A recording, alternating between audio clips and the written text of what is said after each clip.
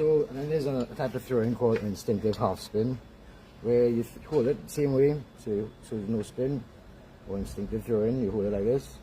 Instinctive half spin, you would hold it the opposite way, and you just go for a 180 degree, and you learn it. You're using your release to dictate the distance and your hand placement. So I think I'll do this from like 5 meters to start off with. I don't know if I'm going to get it from 7 meters where I'm standing up there. That would be awesome if I do. But yeah, so let me warm up with the instinctive half spin.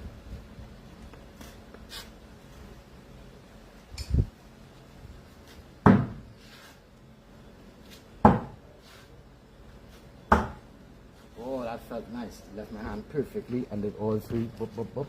And I was at just behind 5 meters.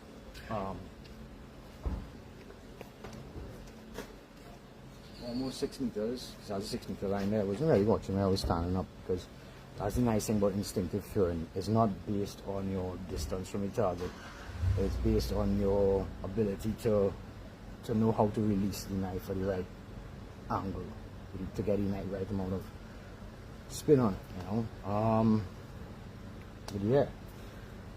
It's my second day running live in a row. I'm going to try and do this as often as possible. Maybe not every day, but I think, yeah. So please share out the live. Like, share, comment, and so, you know, keep it running. Let me have something to talk about. You'll talk to me, I talk to you. I'm just going to be training. I mean, not doing anything special. Yesterday, I tried to kill out my arm doing a can catch. I haven't done can catches in a while, so I now have to warm up. Alright. There's a buddy of mine, his club in England, Essex Backyard Throwers, EBT. Right. Shout out to Alan, and yeah, shout out to everybody all over the world. Thanks for joining in.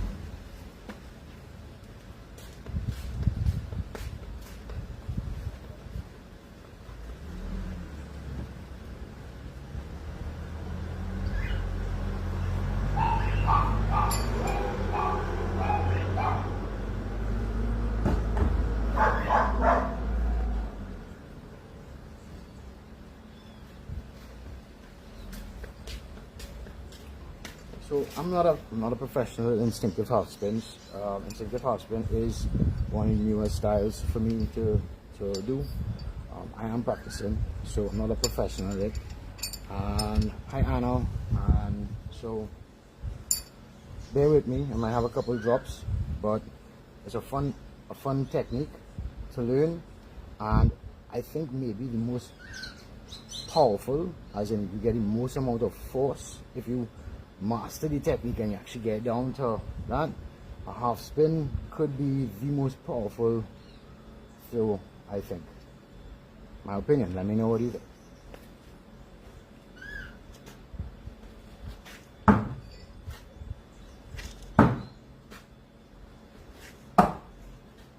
But now wait. So I'm standing up in one spot, right? And I'm throwing at 3 different targets. Right, so that's at 3 different distances.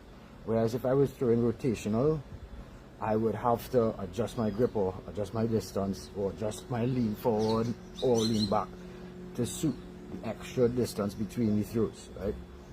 This is why I like instinctive throwing, no spin and half spin, because it's about your release. You have to actually, you know. Alright, so that's a little further. Let me just slide it a little more, you know. And that's what I think makes it more interesting in a style of throwing. And now I love rotational throwing. Rotational throwing uses different muscles, you know, versus the no spin is about a shoulder, whereas, you know, and rotational throwing is nice because there's a lot of maths, you know.